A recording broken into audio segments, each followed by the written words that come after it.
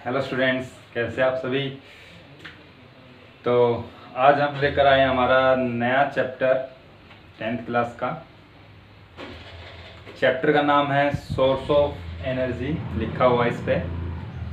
एक मज़ेदार interesting chapters हैं और काफ़ी इजी चैप्टर है, ठीक है। तो इसमें जो चीज़ें हैं वो हमने पहले थोड़ा सा पढ़ा हुआ भी है। ये इसका फ़ायदा है कि हमने इसमें जो पढ़ेंगे वो चीज़ें हमने थोड़ी सी पहले 9th क्लास में इसके बारे में थोड़ा बहुत जिक्र किया हुआ है। यहाँ है टॉपिक सोर्स ऑफ एनर्जी, जो आपका चैप्टर है। तो यहाँ हम बात करने वाले हैं इस चैप्टर में जो एनर्जी है और एनर्जी के टाइप्स है उनकी। एनर्जी क्या है ये हम पढ़ चुके हैं, एक बार फिर दोबारा से रिवाइज कर लेते हैं कि एनर्जी जो होती है किसी भी काम को करने की एबिलिटी, कैपेसिटी, किसी भी काम को करने की। तो जो कैपेसिटी है हमारे पास किसी भी काम को करने की, that is energy, capacity of doing work, ठीक है ना। और एनर्जी जो है हर काम को करने के लिए हमें एनर्जी की ज़रूरत पड़ती है, ये तो आपको मालूम भी है। कोई भी चीज़ है, कोई भी ऑब्जेक्ट है, जैसे आपके पास मान लो कोई इतने ऑटोमोबाइल्स हैं, like bike, car, truck, rail, ये सब चीज़ें जो है, ट्रेन वगैरह, इन सब को भी चलने के लिए जो एनर्जी चाहिए, हमारी जो बॉडी है, ह्यूमन बॉडी या कोई एनिमल बॉडी, सभी को अपना काम करने के लिए एनर्जी की ज़रूरत पड़ती है, ये आपको अच्छे से पता है। हमें एनर्जी कहाँ से मिलती है जिससे हम काम कर पाते हैं? तो एनर्जी लेने के लिए हम भोजन करते हैं। भोजन जो खाते हैं उससे हमारी बॉडी को एनर्जी मिलती है, फिर हम कोई भी काम को करते हैं, है ना, ठीक है। इसी तरीके से हमारे पास कोई भी गाड़ी है, उसके अंदर जब हम फ्यूल डालते हैं, पेट्रोल, डीजल या फिर एलपीजी गैस से, तो उससे वो गाड़ी चलती है, तो उससे वो काम करती है। ओके, तो ये जो एनर्जी है इसका आज से नहीं, काफ़ी सालों से हम एनर्जी का यूज़ करते आ रहे हैं। जब से आदिवासी लोग रहते थे पुराने समय में, तब से ही वो अपना खाना वगैरह पकाने के लिए लकड़ी जला के उससे आग करके उससे अपना भोजन पकाते थे, ठीक है। तो फिर वहाँ पर एनर्जी की वो थी। बड़े बड़े जो क्या नाम है लकड़ी के पार्ट्स होते थे, हम ये कहीं कोई पेड़ का तना वगैरह है या कोई आपके पास वो जो ट्रांसपोर्ट करते थे उन पेड़ों को, तो नदी के जरिए उनको एक जगह से दूसरी जगह ट्रांसफर करते पानी की हेल्प से, जो पानी की काइनेटिक एनर्जी होती थी उसका यूज़ करके। ऐसे बहुत पुराने समय से हम एनर्जी का यूज़ करते आ रहे हैं और आज एनर्जी का यूज़ तो बहुत ज़्यादा बढ़ गया है। हर काम एनर्जी पे डिपेंड करता है, बिना एनर्जी के आपके पास कोई भी काम पॉसिबल नहीं है।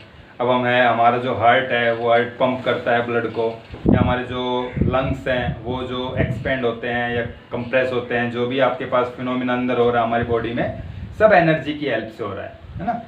तो ऐसे में हमारे पास ये बात है कि जो एनर्जी है वो कितने टाइप की होती है, कहाँ से मिलती है, उसके सोर्स कौन कौन से हैं, इन सब के बारे में इस चैप्टर में हम पढ़ने वाले हैं, ठीक है। एक और इम्पोर्टेंट चीज़ जो आपने 9th में पढ़ी है, एक लॉ पढ़ा है कंजर्वेशन ऑफ एनर्जी, कि एनर्जी को हम ना तो क्रिएट कर सकते हैं, ना एनर्जी को हम डिस्ट्रॉय ख़त्म कर सकते हैं, ना बना सकते हैं ना ख़त्म कर सकते हैं। बस एक एनर्जी को दूसरी एनर्जी में हम ट्रांसफ़र कर सकते हैं या जो चेंज कर सकते हैं, एक एनर्जी को दूसरी एनर्जी में चेंज किया जा सकता है, ठीक है। बाकी नई एनर्जी, इस पूरे यूनिवर्स की जो एनर्जी है वो कांस्टेंट है, ना तो नई एनर्जी बनाई जा सकती है ना एनर्जी को ख़त्म किया जा सकता है, बस बदला जा सकता है एक फॉर्म से दूसरी फॉर्म में। ओके, तो ये कंजर्वेशन लॉ ऑफ एनर्जी है। अब कई टाइप्स की एनर्जी होती है जिनका हम इस चैप्टर में डिस्कस करेंगे आगे, 1 बाय 1 सभी एनर्जी के बारे में पढ़ेंगे। तो हमारे पास जो सोर्स ऑफ एनर्जी है इस चैप्टर में, कि उस एनर्जी का सोर्स क्या है, वो एनर्जी हमें कहाँ से मिली है, कौन कौन से फ्यूल्स हैं जिनसे हमें एनर्जी मिलती है, ये सब चीज़ें हम इस चैप्टर में पढ़ने वाले हैं, ठीक है। तो हम आगे करते हैं, तो कंटिन्यू जो भी एक एक एनर्जी के बारे में पढ़ते जाएंगे उसकी सारी बातें हम इसमें करते जाएंगे। ओके, एक तो चीज़ है ये। दूसरा हमारे पास यहाँ पर हम बात करते हैं फ्यूल की, कि कोई भी फ्यूल क्या होता है, ईंधन क्या होता है ना। कि एनसीईआरटी का क्वेश्चंस भी है ये कि what is a good fuel या what is a good source of energy. तो ये सब इन क्वेश्चंस के आंसर हमें यहाँ मिलेंगे 1 बाय 1। तो हमारे पास जो सोर्स ऑफ एनर्जी है, सबसे पहला टॉपिक आपका एनर्जी क्या होती है। एक बार फिर दोबारा से हम लिख लेते हैं कि एनर्जी क्या है। तो एनर्जी क्या होती है, कैपेसिटी ऑफ डूइंग वर्क। किसी भी काम को करने की जो कैपेसिटी क्षमता होती है इज कॉल्ड एनर्जी। उसको हम क्या बोलते हैं, एनर्जी बोलते हैं। क्लियर। तो ये चीज तो हमने पहले भी पढ़ चुके हैं। अब यहां पर बात आती है कि हमारे पास सोर्स ऑफ एनर्जी क्या होता है। सोर्स को हम हिंदी में बोले तो स्रोत बोलते हैं, जिससे हमें कोई चीज मिलती है। तो एनर्जी के सोर्स को हम कैसे डिफाइन करेंगे, सोर्स ऑफ एनर्जी क्या होता है। तो सोर्स ऑफ एनर्जी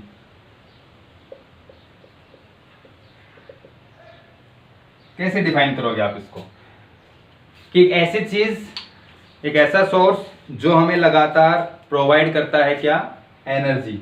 ठीक है, या जिसके पास लार्ज अमाउंट में एनर्जी होती है और वो हमें प्रोवाइड करता है।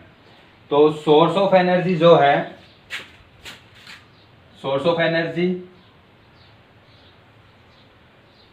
Source of energy is one which provide a large amount of energy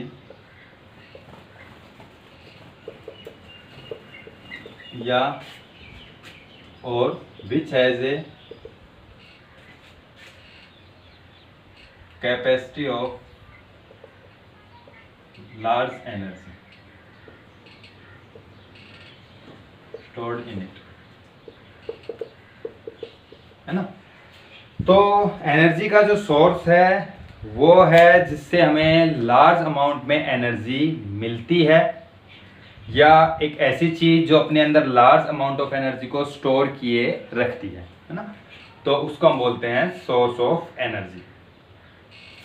अब जैसे हमारे पास जो प्रेजेंट में जो एनर्जी है, जैसे कि सोलर एनर्जी कहाँ से मिलती है, सूरज से मिलती है, सन से। सूरज जो है, सन हमारा जो है, वो एनर्जी का एक बहुत ही बड़ा सोर्स है।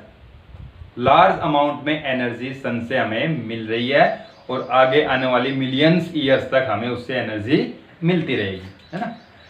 इसी तरीके से हमारी हाइड्रो एनर्जी, जो हम इलेक्ट्रिसिटी बोलते हैं, जो बिजली हमारे घरों में आती है, उसको हम बनाते हैं हम पानी की हेल्प से। पानी को डैम में इकट्ठा किया जाता है। ये सब चीज़ें हम आप पढ़ने वाले हैं ना। इलेक्ट्रिकल एनर्जी जो है, उसमें जो आपके पास वाटर होता है उसकी हेल्प से बनती है। विंड एनर्जी, है ना। जो फॉसिल फ्यूल्स हैं, जो हमारे ईंधन जैसे कि पेट्रोल वगैरह, डीजल वगैरह जो है, ये सब आपके सोर्स ऑफ एनर्जी ही है ना। तो हमारे पास अब यहाँ पर जो बात करेंगे हम कि फ्यूल क्या होता है, जिसको हम हिंदी में समझे तो ईंधन किसे बोलते हैं। कोई ज़्यादा लंबी चौड़ी कहानी नहीं, इसमें ज़्यादा बड़ी डेफिनेशन नहीं है, इजी सी चीज़ है। फ्यूल हमारे घर में यूज़ करते हैं हम फ्यूल जनरली, है ना। जैसे कि हमें खाना बनाने के लिए एक रसोई में हम एलपीजी गैस का यूज़ करते हैं, जो सिलेंडर के अंदर भरी होती है, या हम चूल्हे पे खाना बनाते हैं तो हम लकड़ी वगैरह यूज़ करते हैं ना।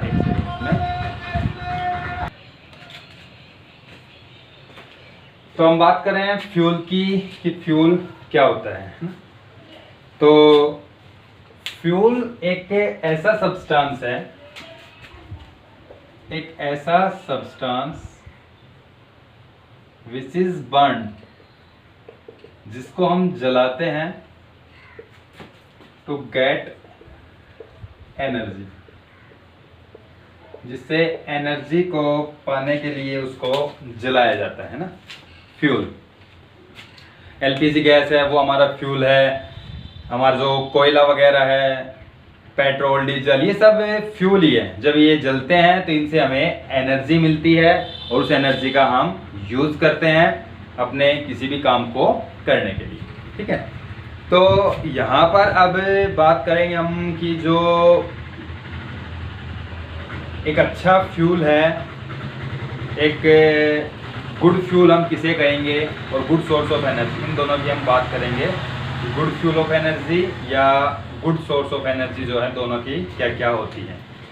तो आपको पता है कि पहले हम बात कर लेते हैं कि गुड सोर्स ऑफ एनर्जी का। एनर्जी का एक अच्छा सोर्स हम किसे कहेंगे अपनी उसके अंदर लैंग्वेज में, कि एनर्जी का एक अच्छा सोर्स। तो देखो, एनर्जी हमें जिस भी सोर्स से मिलती है उसकी कौन कौन सी अच्छाइयाँ, कौन कौन सी क्वालिटीज़ होनी चाहिए, इसके बारे में हम पढ़ने वाले।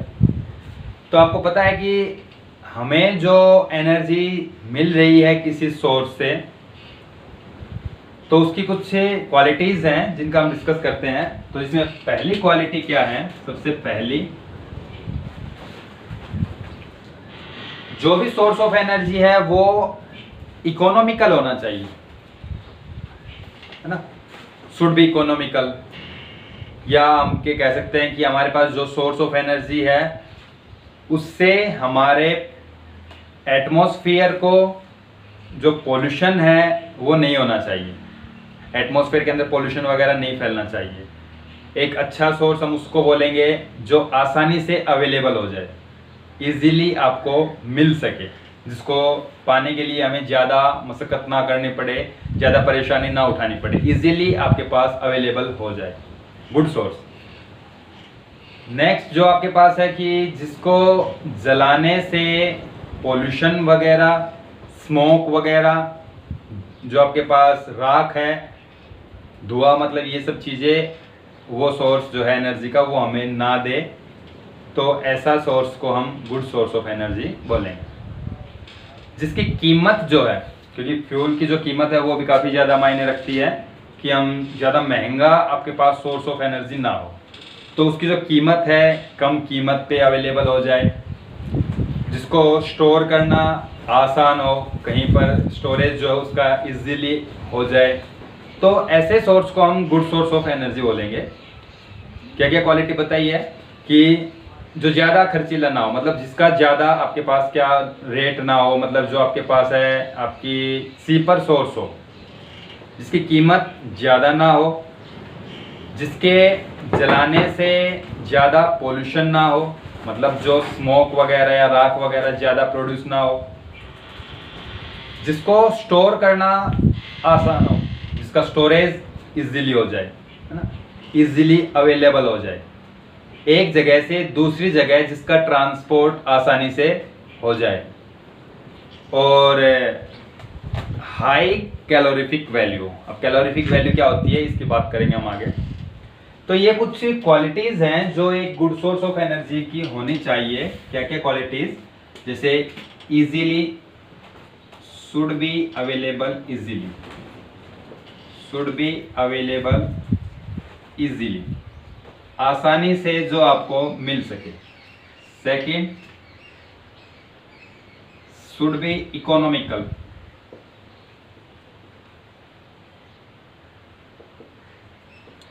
ना, इजी ट्रांसपोर्ट, जिसको ट्रांसपोर्ट एक जगह से दूसरी जगह करना इजी हो, ना, लो कॉस्ट, कम कीमत पे अवेलेबल हो जाए, इजीली स्टोरेज, आसानी से हम उसको स्टोर कर सके, इजीली हैंडल उसको कर सके। और नेक्स्ट जो है आपका हाई कैलोरीफिक वैल्यू।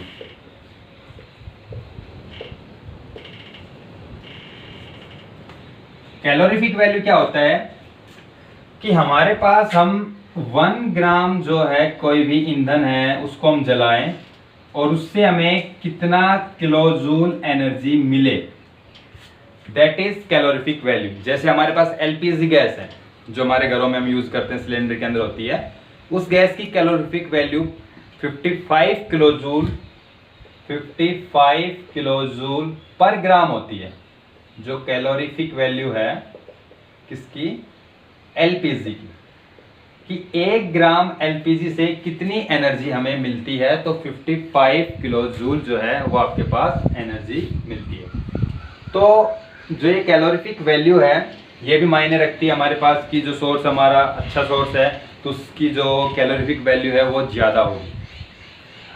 तो ये कुछ क्वालिटीज़ हैं जो एक अच्छे सोर्स के अंदर होनी चाहिए, और भी आप बता सकते हो इसमें 3-4 और क्वालिटी आप ढूंढ के बता सकते हो कि डू नॉट, या जो है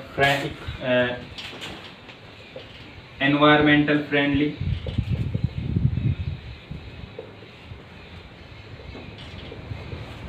है ना, पोल्यूशन ज़्यादा ना करे। तो ये सब चीज़ें जो है गुड सोर्स ऑफ एनर्जी की। फिर हम बात करते हैं गुड फ्यूल क्या होता है। गुड फ्यूल किसे कहेंगे हम, गुड फ्यूल ऑफ एनर्जी, या गुड फ्यूल किसे कहेंगे, एनर्जी मिलेगी फ्यूल से, तो गुड फ्यूल हम किसे बोलेंगे। वही सारी चीजें, not produce smoke and S less, जिसका कॉस्ट है लो कॉस्ट,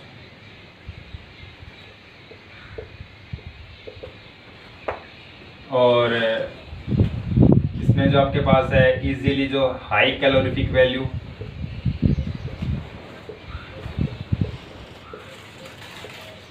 ठीक है, इजीली अवेलेबल। ये सारी क्वालिटी जो हमने इसमें लिखी है वही सारी चीजें आपके पास हम इसमें लिख सकते हैं। Easily available, easy to handle,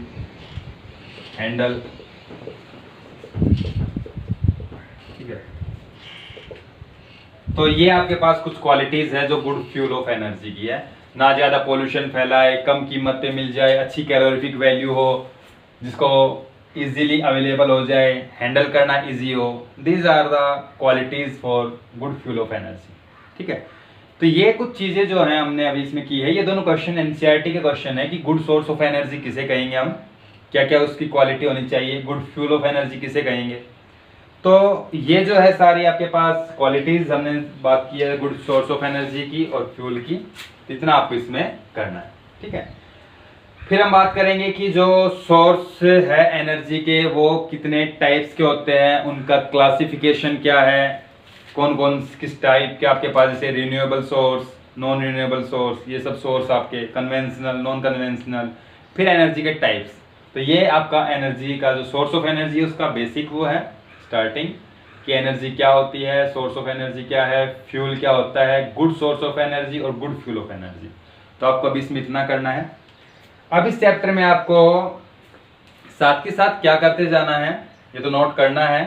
साथ के साथ आपको वीडियो देखने के बाद जितने भी आपने पढ़ा है उससे आपको मिनिमम 10 वन वर्ड क्वेश्चंस बनाने हैं। इस चीज का बेनिफिट क्या होगा, देखो, एक तो आप जब लाइन टू लाइन स्टडी करोगे, आपके पास अगर एनसीईआरटी की बुक है उसको आप पढ़ोगे लाइन टू लाइन, तो उसमें आपको ये सारी चीजें मिल जाएंगी। तो वहां पर आप पेन की हेल्प से आप खुद जितने क्वेश्चंस बनाएंगे, ठीक है, आपको क्वेश्चंस लिखने हैं, वन वर्ड क्वेश्चन, तो उससे आपका चैप्टर जो है पूरा रिवाइज हो जाएगा। और एक एक लाइन आप जब रीड करोगे तो आपका जो चैप्टर है बिल्कुल क्लियर समझ में आएगा। आपके क्वेश्चन बनाने की जो एबिलिटी है आपके पास, जो क्रिएटिविटी जो आपकी वो इंक्रीज होगी और वो चीज़ आपको मेमोराइज रहेगी, याद रहेगी। तो आपको जितना भी करवाया जाएगा आपको साथ साथ उसके वन वर्ड क्वेश्चंस 10 बनते हैं, 5 बनाते हो, 6 बनाते हो, मिनिमम 10 तो कोशिश करोगी बनाने की। बाकी आपके अगर 10 नहीं बन पा रहे हैं तो 7-8 क्वेश्चन बन जाते हैं, तो वो क्वेश्चंस आप लिखो, उनके सॉल्यूशन ढूंढो वहीं से। जिस क्वेश्चन का सॉल्यूशन ना मिले वो आप पूछ सकते हो, मिल जाएगा तो बहुत अच्छी बात है, आप जब पढ़ोगे तो उसका आंसर भी मिल जाएगा। तो आपको ये एक एक्स्ट्रा काम इसमें आपको करना है जो डेली करना है, ठीक है। आपको नोट करना है, इसको रिवाइज करना है और मिनिमम 10 वन वर्ड क्वेश्चंस आपको लिखने हैं। इस चैप्टर में सारी थ्योरी है मोस्टली, तो आपको ये काम आप इसमें करना पड़ेगा, ठीक है। तो आज के लिए आपका इतना है। कल हम पढ़ेंगे क्लासिफिकेशन इसका, फिर उसके बाद में आपके पास टाइप्स ऑफ एनर्जी, फिर वो एनर्जी कैसे मिलती है, ये सब चीज़ें आगे की क्लासेस में होंगी, ठीक है। तो इतना आपको इसमें करना है।